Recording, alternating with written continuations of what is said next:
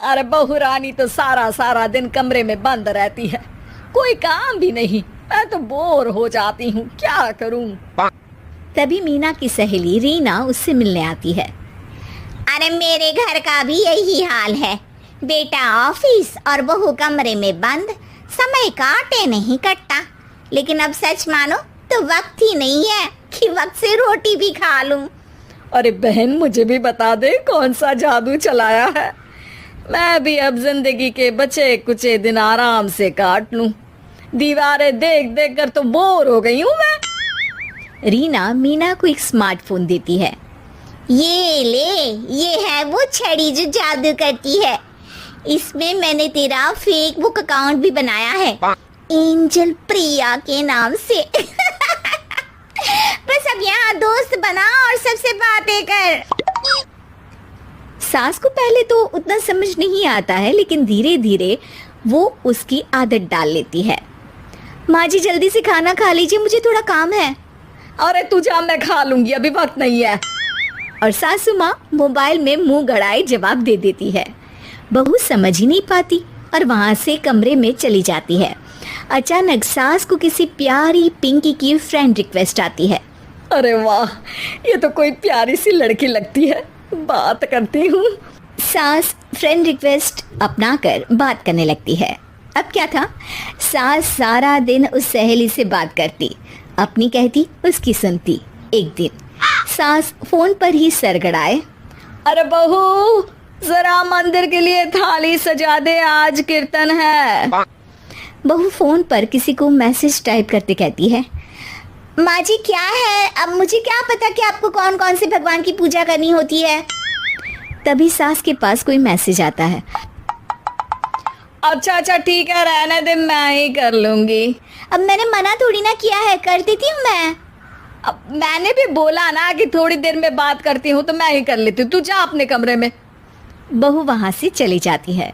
सास मंदिर पहुँचती है और मंदिर की सीढ़ियों पर बैठकर सास फोन पर लिखती है। अरे मेरी बहू सारा दिन अपने कमरे में बैठी रहती है। वहाँ से रिप्लाई आता है। मैं आपकी बहू को तो जानती नहीं हूँ, लेकिन हाँ एक बात है, हो सकता है आपने उसे ताने दिए होंगे या फिर उसका दिल दुखाया होगा। ऐसा करने पर बहुओं का मन ससुराल से हट जाता है। याद रखिए, बहू और बेटी में फर्क होता है।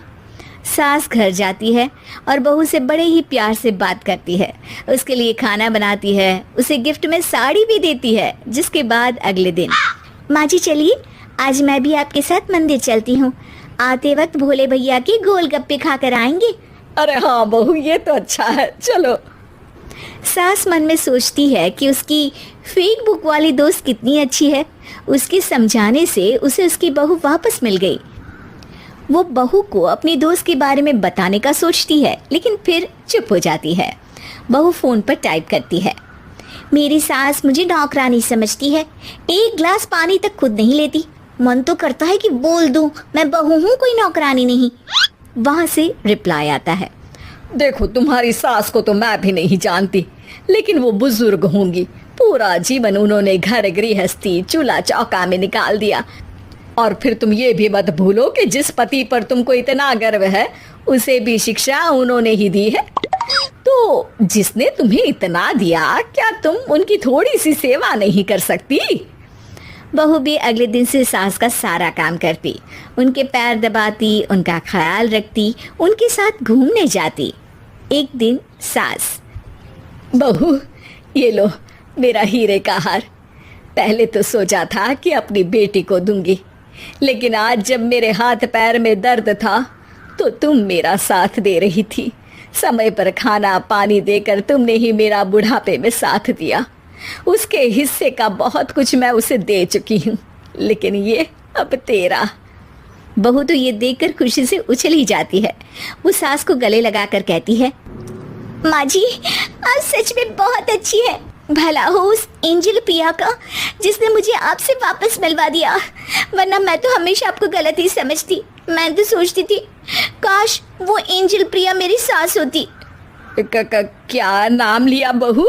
एंजल प्रिया तेरी फेसबुक फ्रेंड है? हाँ माँ जी, वो बहुत अच्छी है। उन्होंने ही मुझे बताया कि सास की कीमत क्या होती है। अरे बहू, कहीं तू प्यारी पिंकी तो नहीं? जी माँ जी, मैं ही हूँ प्यारी पिंकी। क्यों? सास बहू को गले लगाकर कहती है। मैं भी यही सोचती थी कि काश प्यारी पिंकी मेरी बहू होती। शुक्रिया बहू। सासू माँ, शुक्रिया तो हम दोनों को फेसबुक और सोशल मीडिया का करना चाहिए, जिसने हम दोनों को एक दूसरे से दिल से मिला दिया। अब तक दोनों को समझ आ गया था कि जो खुशी वो बाहर ढूंढ रहे थे, सच में तो वो उनके घर में ही थी।